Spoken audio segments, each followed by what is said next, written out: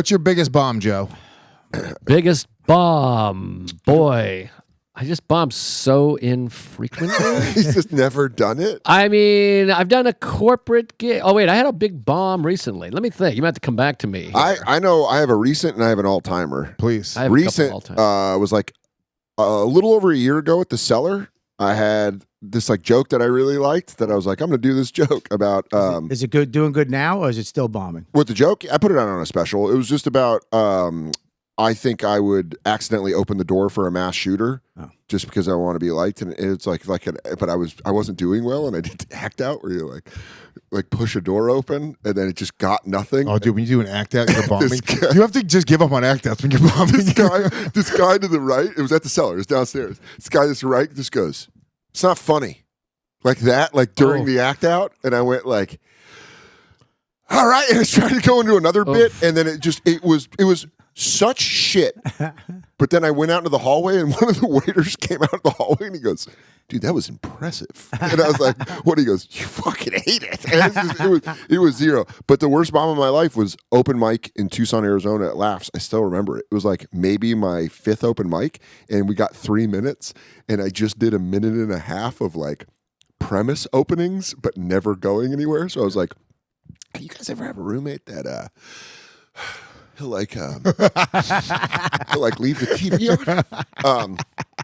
I went on a date with a girl, and I just went, I don't know, and I got off stage, and I looked at it, this was before smartphones, so I had like an actual recorder, and it was a minute and 14 seconds, Wow. and I was like, dude, I didn't even do half the time. You should do it on Kill Tony. Dude, it stuck in my mind for the rest. I mean, still to this day, I still remember that. Oh, it's making me. I bombed in front of like I used to have a crush on my friend's older sister, Liz Green. Shout out Liz Green. Still hot to this day. Somehow. Hey, she's like, Lizzie. Same initials. She's like 50. But I had such a crush on her. And I went back in the day when we used to sell tickets for Laugh Lounge downtown. Yeah. I invited her and like other friends out. And dude, I was just, it's not even the biggest bomb. It was just the worst I've ever felt bombing. Yeah. Like I'm like just eating my dick off, just doing horse shit. I'm like 2 years in comedy, just like not doing good at all. I look down and I see her, and she like looked down like she wasn't paying attention. Like you're being beaten and she can't watch it. Yes, dude. She goes, "Please end this before I look back up." But her reaction was like she wasn't in the room. Like she was trying to act like she didn't know I was there on stage. Oh, dude, it hurt so badly. I'll never forget the look on her face, just looking away from me and just like not trying to make eye contact. When they shun you, they go. Well, sitting through someone else's bomb is as hard as bombing. Being in the room when you're I love it. Oh, a friend bombing rules. I had that happen in Montreal with Nate. I opened up for Nate Bargatze, and I don't know why I was so cocky, but it was going to be Graham K, then me, then Nate, and Graham's about to go up. I'm like, I fucking learned from you, asshole. So I'm like, dude, I go to Graham, like, I hope you fucking eat a dick, you pussy. I'm just being an asshole to Graham for no reason at all. Is that what we did? Yeah, dude. Oh, yeah. And then, we learned it by watching you. So Graham goes up. Fucking horrible to each other for a Graham while. goes up and fucking levels, dude. He levels. Canadian in Canada. Dude, I go up. Dude, I'm talking about fucking crickets. It was such a hot one, dude. And I just hear Nate and Graham laughing in the background at me. Oh, it was brutal. I did. Mike Cannon used to have this like show at a cool restaurant in the Lower East Side. And I was on it with Michael Che, and I bombed so hard, but I could just hear Che in the background laughing every time because he knew which were punchlines. When they would just completely miss, you just hear him go, and you'd be like, There's nothing better. When we were sitting at the Cellar, we wouldn't go downstairs and watch each other's set unless if somebody was bombing, you'd be like, "Dude, Norton's bombing right now," and we'd all run downstairs and just sit in the hallway. That was like the fire. That was the fire call. We did that to Steve one night too. Steve Byrne. We all sat in the front row. Is Steve paying you to mention him on the show so much? Yeah, what's going on? You guys in business? But I'm splitting it with you guys. Can we, maybe $25 each. We'll see. Yeah, but he owns Punch Up, doesn't he? Co-owns I something? don't think so. No, he's just involved with them. I don't think he owns it. No. So is it all just what's his toes? Yeah, Danny. Well, I think there's investors in it. Oh, there's him and investors. Yeah, bombing's a bad fucking. What was you ever have a joke where you didn't give up on it that you still have that just won't work? I'm doing that right now. There's one. There's one that like it hasn't gotten a laugh yet. What is it? What is it? That's a crazy return policy. What is that it? you just go like, Tell Talk me- about how yeah, this is the right. This is the right area to work it Sometimes out. you can't give it up. because there's something there. There's a belief. Yeah. You go like, I think this is funny. Well, if people change, like culture changes, maybe it will work. It'll catch at some on. point. No, it's about how what's it called? When Beatrice and Eddie got together, I went to go use her computer, and Oh, I like this premise. I went to go. I know this I went to premise. go Google. Like I typed in how to, and then it autofilled how to stop squirting and gushing during sex. That's a good joke. I like No, that. no. That part's kind of funny, but the end punchline isn't, and I just got to give up on it. I was like, I know it was him too, because black guys love gushers. Then I go gushers, hot Cheetos. Come on, guys, Lewis? you get it right. Gushers Lewis? is like the candy. I Because need you nobody to knows listen. what gushers are. I No, need you to- they definitely don't know in Canada what gushers are. This is a form of food that only black people like.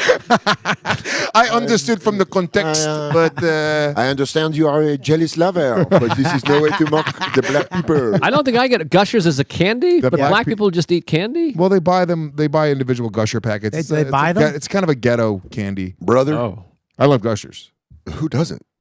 Who doesn't want to take white fucking people evidently. coming in their mouths when they eat candy? Don't be that way. It's nothing gay, dude. Nothing Busting gay. my mouth. I just remembered Sarah and I did that corporate gig at Disney like 2 years ago, and it was like, at Disney World, and it was like upstairs in the hotel. It was like their big annual event, and it was off season, so the only people in the hotel were the company. Oh, I thought off-duty Mickey Mouses. No, it was like the higher uppy suit people, but they were like hanging out with us, and they were all excited, and they were like, it was like a gay guy and a woman. They were like, "You guys need drinks and food. We're so excited. We love comedy. We watched your thing. It was great." And they just kept coming back in and bringing us desserts, anything you guys need, and they were all excited. And then Sarah went up and was like bombing, and again, like you always have that thing of like, well, she's bombing, but I'm just, I can fix it. don't worry, I'm gonna come up there. I'll have a couple lines, and it'll be fine for me. And it was like 50 minutes of just fucking silence, and people started talking and talking. I felt Losing the sweat. room. Losing the room is Losing the room to just chatter. to just. Hey, I'd rather talk to you about the weather outside. Is this a corporate gig? Yeah, corporate Disney. Losing the corporate gig is the worst. Well, all my worst gigs are corporate gigs, and then there was fireworks because there's nightly fireworks at Disney, and they so started funny. going. They want on, them so I off was early to bombing get you and the running fuck off. fireworks, and then afterwards, nobody came back and spoke to us. We didn't talk to a single person. But don't you after. prefer it that way? 'Cause You do, but like we're like, this is crazy because they wanted to party with us. They were hanging out. We couldn't get rid of them, and not a single person came back to be like, "Oh, good try." and when your comedy makes people not like you, It's also weird because it's like then they give you a check for $25,000 and not a single person smiled. And you're like, sorry about that. Lord, I wish you didn't mention the money. Well, it's a corporate. Always bums people out. That was a couple of years ago. Who does that? Well, that adds to the joke. I did Iowa State and Cyclones. Cyclones. You know, I saw Brock Purdy like lead a walk-off field goal in the last second, but I didn't know he was Brock Purdy. Oh, back when he was. I mean, they won the Big 12 the year, or he went to the Big 12 championship the year. He was Boring. Jesus I- Christ, boys. Oh, so they put God. me in this like haunted. Nice aside. Yeah. There was like. Should we do an hour on wrestling? I wouldn't mind. There was It's a a great conversation. People loved it in the comments. Loved it. Show- Read that in the comments. the shows in like the old student union or whatever. Chosen. But they had old hotel rooms above it that felt really haunted or whatever. And for some reason, my mom and I got into a screaming match about something. Like her and I rarely get in arguments. I was in such a fight with my mom, and then I came downstairs and bombed so hard. And it's a college show, so you have to do 60. It's like you have to do the full hour. And just doing that full hour and then no one talking to me and going back up to the room felt like a punishment. Yeah. It felt like what I did to the universe, but they punished me. I bombed opening for Nate at a college so badly that he had to write an apology letter for me. Really? Really? What was the college? Well, it's not that I bombed. I did well, but I was dirty. Yeah. He's like, listen, man, just be clean. And I was like, I'll be clean. And I just took out the word fuck, but I was like, anyway, have you been effing a bee in her poo? That's so funny. And they crave it. He did Winnie the Pooh clean. Dude, and then I opened up, I was like, because I tried to do a couple clean jokes. I was like, you guys want to hear something dirty? And they were like, yeah. Please. please. And Nate's like, man, you're not setting me up to do well. And then I did okay. I did fine. But then like literally they were like, yeah, you're never going to be invited back here unless you apologize. He had to apologize for bringing me. So funny. He's like, I had no idea who he was. I thought he was declawed. I brought him in here, man. I didn't know he was going to eat up your cabinet. I also opened for Bob Saget at University of New Hampshire like 20 Some years say that's ago. what killed him. Damn. Nice. And that was one of my all-time bombs. University of New Hampshire, it was like 3,000 kids in the gymnasium, and I remember saying, I showed up, and it was like packed out. You remember this? Yeah. And well, first, I showed up, and there was like a line of, it was like February in New Hampshire. It was like 12 degrees, and there was a line of like 1,000 people outside, and I remember thinking like, why is everyone outside? This is weird. And I went inside, and they were like, oh, we had an issue with the fire marshal, but we're going to get them in soon. But I'm like, so they're just sitting outside in the cold. Already, no good. Show's delayed. We came in, and it was my first big college gig. And there was like a dressing room for me with like fruit and veggies and sandwiches. I remember I was like 22 years old. I was like, this is unbelievable.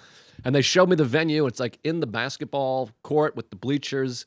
And I was like, I wish I brought a camera. I'm so stupid. I never film. I'm an idiot. This is going to be the best show of my life. And then the show starts like an hour late. And Bob comes and says hello. He was great. And then they're like, okay, it's time. And I'm walking up. And it felt like a fucking 80s sports movie. You could hear like... getting louder, and I got up there, and it was like they were going, Saget, Saget, Saget, and it was like the cliche thing. Literally, the guy running it goes up, he goes, "Are you ready for Bob Saget?" No. Sorry for the delay. We had a big fire marshal, but we're ready now. Well, first we have an opener to do 20 minutes, Joe List, and they just started booing. No. I swear to God, immediately, just booing. Because they knew you? So I came out and I went, well, all right, well, you know, now I'm nervous because Bob Saget's sitting there. I know it's late. They hate me. And I just fucking ate shit. I think I was supposed to do 25. At one point, a guy yelled out, hey, bring out Saget. And I was like, that was pretty good. Pretty good. That's a great I love a rhyme. And that guy right now, the CEO of Verizon. And then I looked over. Can we make that a T-shirt on the new merch? Bring out Saget. Eating shit. I looked over and Saget was like doubled over. He was loving it. And I was at like 17 minutes. They had a little clock. And I was like, can I be done? And they were like, yeah.